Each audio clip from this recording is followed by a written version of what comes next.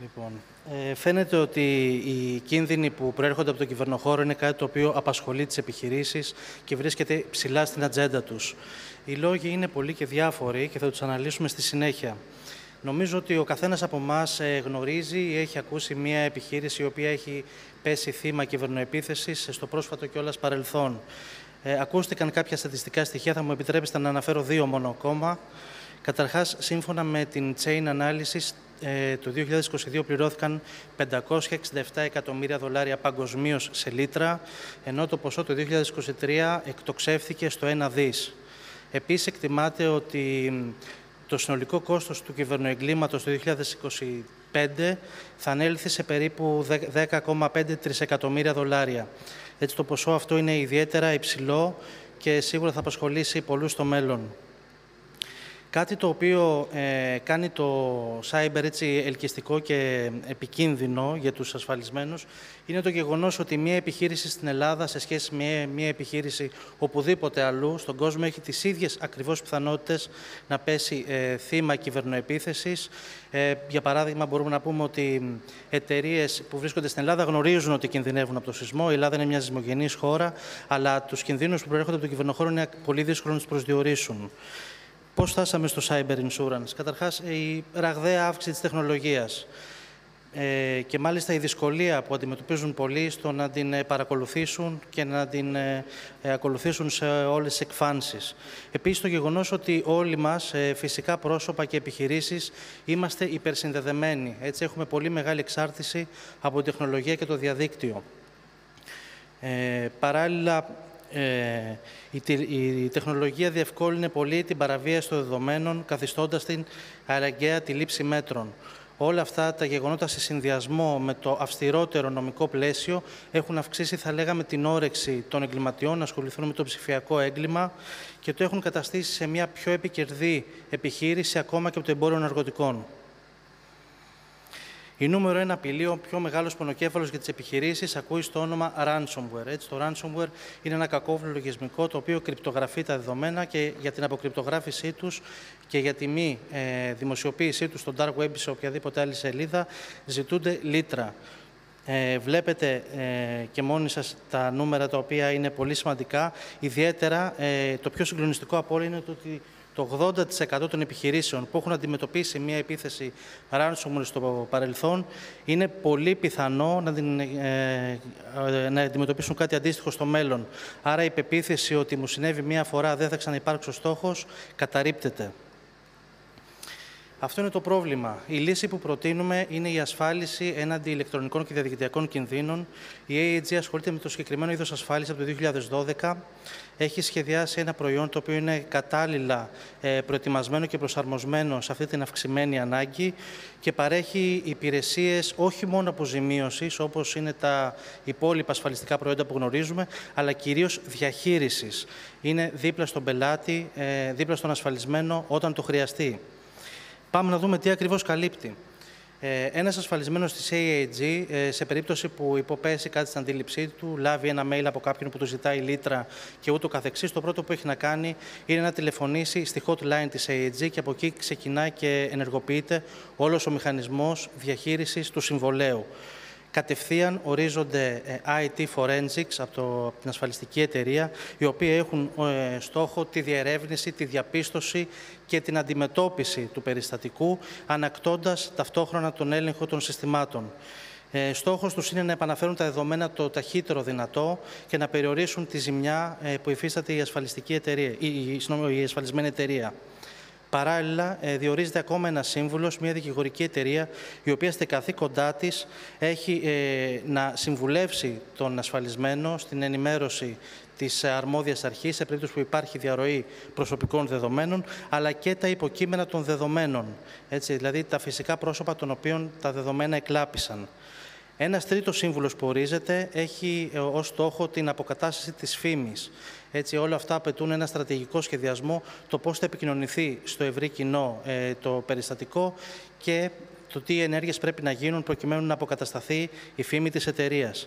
Μια πολύ σημαντική κάλυψη ενός συμβολέου cyber, και είναι και αυτή που φέρνει και τα μεγαλύτερα ποσά στις αποζημιώσεις, είναι η κάλυψη της διακοπής λειτουργίας δικτύου.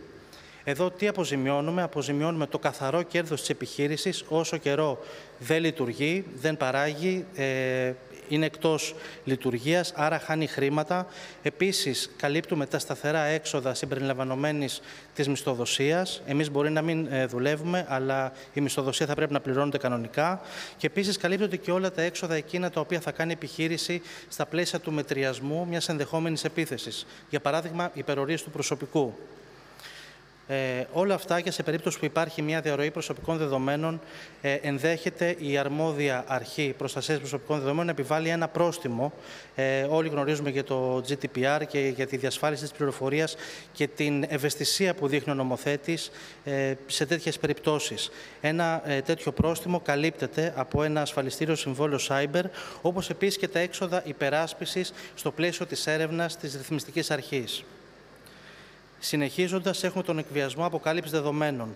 Εδώ καταβάλουμε την αμοιβή ενός ακόμα συμβούλου διαπραγματευτή, ο οποίος διαπραγματεύεται για λογαριασμό του ασφαλισμένου με τον ψηφιακό εγκληματία, προκειμένου να μειώσει κατά το δυνατόν την απέτηση.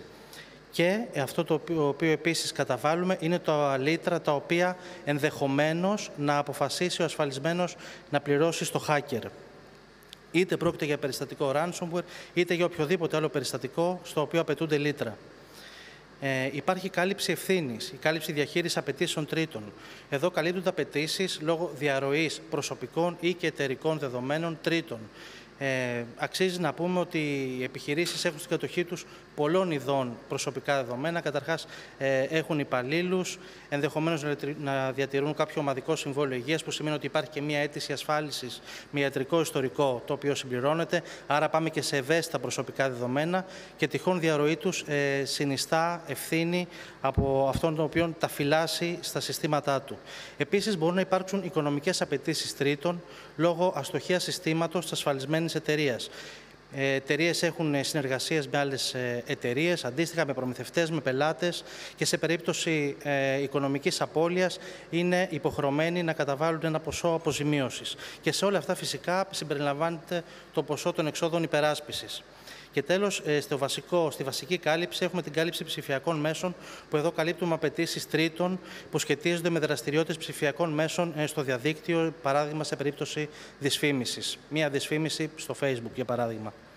Επιπλέον, παροχές οι οποίες καλύπτονται από ένα συμβόλαιο cyber είναι το telephone hacking.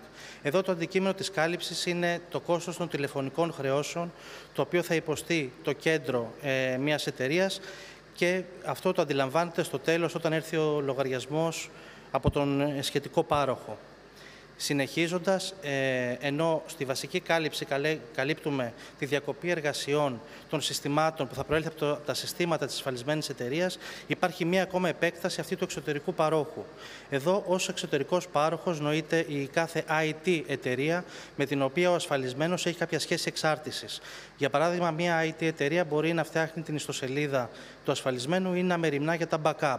Σε περίπτωση λοιπόν που υπάρξει ένα hacking event στα συστήματα του εξωτερικού παρόχου, καλύπτεται η απώλεια κερδών του ασφαλισμένου, σε περίπτωση που ασφαλώς υπάρχει σχετική κάλυψη.